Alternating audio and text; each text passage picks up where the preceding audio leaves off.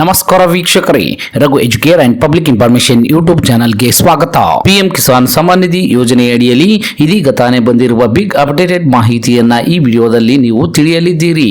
ಹೌದು, ಪ್ರಧಾನಮಂತ್ರಿ ಕಿಸಾನ್ ಸಮ್ಮಾನ್ ನಿಧಿ ಯೋಜನೆಯು ಕೇಂದ್ರ ಸರ್ಕಾರದ ಅತ್ಯಂತ ಮಹತ್ವಾಕಾಂಕ್ಷಿ ಯೋಜನೆಯಾಗಿದ್ದು, ಈ ಯೋಜನೆ ಅಡಿಯಲ್ಲಿ ಇದುವರೆಗೂ ರೈತರಿಗೆ ವಾರ್ಷಿಕವಾಗಿ 6,000 ರೂಪಾಯಿಗಳನ್ನ 3 ಸಮಾನ ಕಂತುಗಳಲ್ಲಿ ನೀಡಲಾಗುತ್ತಿದೆ. ಇದುವರೆಗೂ 15 ಕಂತುಗಳವರೆಗೆ ಹಣವನ್ನ ರೈತರ ಖಾತೆಗೆ ಜಮಾ ಮಾಡಲಾಗಿದ್ದು, ಇದೀಗ 16ನೇ ಕಂತಿನ ಹಣವನ್ನ ರೈತರ ಖಾತೆಗೆ ಜಮಾ ಮಾಡಬೇಕಾಗಿದೆ.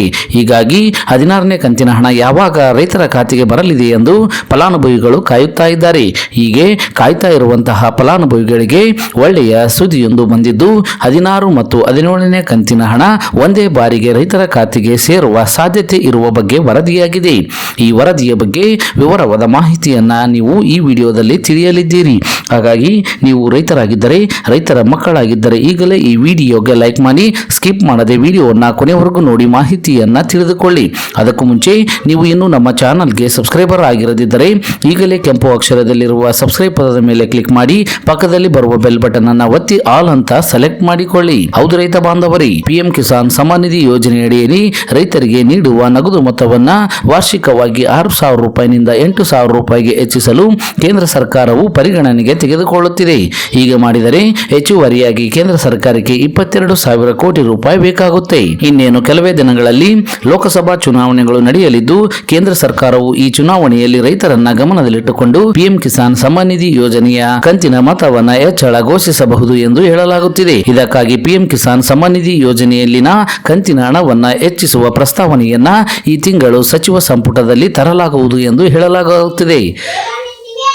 ಇದರ ಜೊತೆಗೆ ಪಿಎಂ ಕಿಸಾನ್ ಸಮ್ಮಾನ್ ನಿಧಿ ಯೋಜನೆಯ ಫಲಾನುಭವಿಗಳ ಸಂಖ್ಯೆ 11 ಕೋಟಿ, ಅಂದರೆ 8.51 ಕೋಟಿ ಎಂದು ಸುದ್ದಿಯಲ್ಲಿ ತಪ್ಪಾಗಿ ಹೇಳಲಾಗಿದೆ.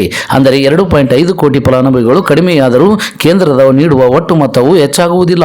ಯೋಜನೆಯ ನಿಧಿಯನ್ನು 2,000 ರೂಪಾಯಿಗೆ ಹೆಚ್ಚಿಸಿದರೆ ಜನವರಿ ತಿಂಗಳಿನಲ್ಲಿ ಸುದ್ದಿಯಾದ ನಂತರ ಫೆಬ್ರವರಿ ತಿಂಗಳಲ್ಲಿ ಲೋಕಸಭೆಯಲ್ಲಿ ಕೇಂದ್ರ ಕೃಷಿ ಸಚಿವರಿಗೆ ಸಂಬಂಧಿಸಿದ ಮಾಹಿತಿ ನೀಡಲಾಗುತ್ತಿತ್ತು.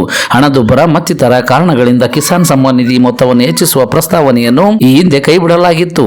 ಆದರೆ 2024ರಲ್ಲಿ ಲೋಕಸಭಾ ಚುನಾವಣೆಗಳು ನಡೆಯಲಿದ್ದು, ಈ ಹಿನ್ನೆಲೆಯಲ್ಲಿ ರೈತರ ಮತ ಬ್ಯಾಂಕ್ ಗಟ್ಟಿ ಮಾಡಿಕೊಳ್ಳಲು ಬಿಜೆಪಿ ಸರ್ಕಾರ ಭರ್ಜರಿ ಗಿಫ್ಟ್ ನೀಡಲು ಮುಂದಾಗಿದೆ.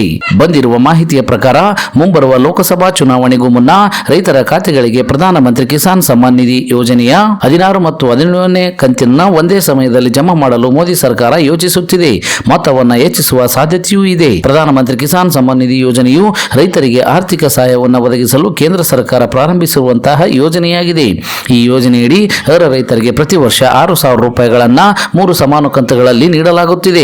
ಜೊತೆಗೆ ಪಿಎಂ ಕಿಸಾನ್ ಸಮ್ಮಾನ್ ನಿಧಿ ಯೋಜನೆಯ ಮೊತ್ತವನ್ನ 8,000 ರೂಪಾಯಿಗಳಿಂದ 9,000 ರೂಪಾಯಿಗಳಿಗೂ ಹೆಚ್ಚಿಸುವ ಪ್ರಸ್ತಾವನೆಯು ಮೋದಿ ಸರ್ಕಾರದಲ್ಲಿ ಇದೆ. ಹೀಗೆ ಒಟ್ಟಿನಲ್ಲಿ ಲೋಕಸಭಾ ಚುನಾವಣೆಗಳು ಹತ್ತಿರ ಬರುತ್ತಿರುವುದರಿಂದ ಮೋದಿ ಸರ್ಕಾರವು ರೈತರ ಮತವನ್ನ ಗಟ್ಟಿ ಮಾಡಿಕೊಳ್ಳಲು ರೈತರಿಗೆ ವಿಶೇಷ ಗಿಫ್ಟ್ ನೀಡಲು ಮುಂದಾಗಿದೆ.